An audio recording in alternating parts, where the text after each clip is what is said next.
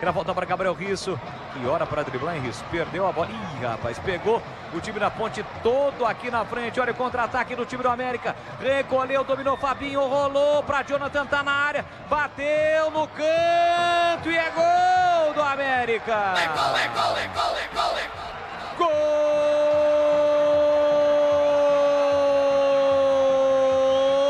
Gol do América Mineiro!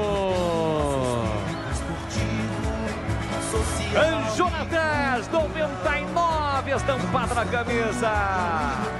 Gabriel Risso pegou a bola, tinha oportunidade de cruzar, ele tentou driblar e perdeu a bola.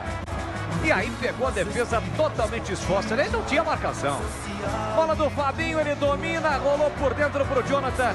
Ele teve a calma, a tranquilidade, ele limpou e na saída do Pedrão bateu no cantinho esquerdo para praticamente matar o jogo.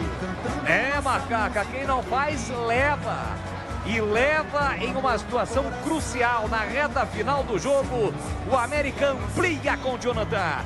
41 segundo tempo está registrado. América 2, Ponte Preta 0. E o detalhe do gol, Vladimir. A pá de cal, né, Boles? O Gabriel Risso perdeu a bola aqui no campo de ataque da Ponte e o time estava todo desguarnecido. Contra-ataque rápido, puxado pelo Fabinho, rolou pro Jonatas, é experiente, né? Eu tenho dúvidas que o Jonathan, pra mim, o Jonathan estava na frente, viu, Lai? É, exatamente. Isso está sendo revisado agora pelo VAR, mas enfim, foi a Cedes. Por enquanto, tá 2 a 0.